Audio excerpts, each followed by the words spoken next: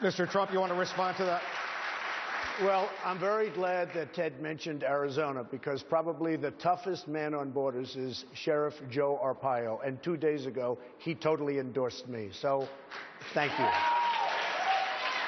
Senator Rubio. Senator Rubio. Well, first, Senator Cruz has called your immigration plan amnesty and has an ad out there comparing it to President Obama's. He says both of you support allowing undocumented immigrants legal status here in the United States after a background check, paying a fine, and paying taxes. Are those claims correct? Well, first of all, before we do anything, and I've been abundantly on this, when I'm president of the United States, before we do anything on immigration, we are going to secure the border. And that's not just the physical border with Mexico. It's visa overstays.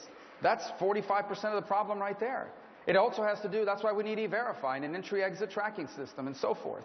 And until that happens, we're not doing anything else. And then we'll see what the American people are willing to support.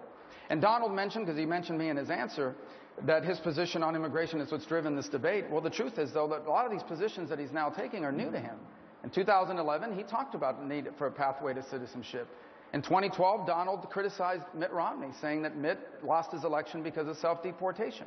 And so even today, we saw a report in one of the newspapers that, Donald, you've hired a significant number of people from other countries to take jobs that Americans could have filled. My mom was a maid at a hotel, and instead of hiring an American like her, you have brought in over 1,000 people from all over the world to fill those jobs instead. So I think this is an important issue.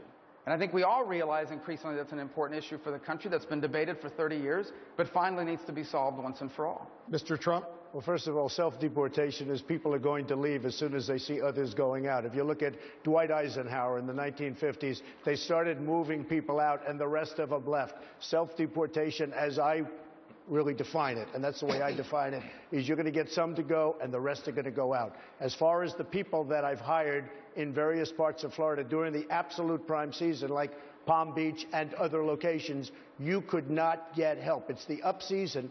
People didn't want to have part-time jobs. They were part-time jobs, very seasonal, 90-day jobs, 120-day jobs, and you couldn't get. Everybody agrees with me on that. They were part-time jobs. You needed them, or we just might as well close the doors because you couldn't get help in those hot sections of Florida.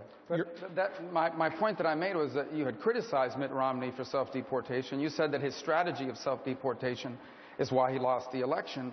And I think Florida would be surprised because, in fact, the article that was today, they interviewed a number of people that would have been willing to do those jobs if you had been willing to hire them to do it. I criticize Mitt Romney for losing the election. He should have won that election. He had a failed president. He ran a terrible campaign. He was a terrible candidate. That's what I criticize Mitt Romney. Well, I mean, he ran one terrible campaign. That's an election that should have been won. Well, in fact, I agree we should have won, and I wish we would have. But in fact, you did criticize him for using the term self-deportation. I mean, that's on the record, and people can look it up right now online. But again, I just want to reiterate, I think it's really important, this point. I think it's fine. It's an important point that you raise and we discuss on immigration. This is a big issue for Texas, a huge issue for the country. But I also think that if you're going to claim that you're the only one that lifted this into the campaign, that you acknowledge that, for example, you're the only person on the stage that's ever been fined for hiring people to work on your projects illegally. You hired some workers from Poland. I'm the only one on the stage that's hired people. You haven't hired anybody.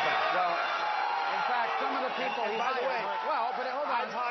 I've hired tens of thousands of people over my job. You've hired 1,000 people You've from had another nothing company, but problems from another with your country. credit cards, etc. Let me say, let me finish the statement. This is important. You haven't hired one person He hired workers from Poland, and he had to pay $1 million or so in a judgment.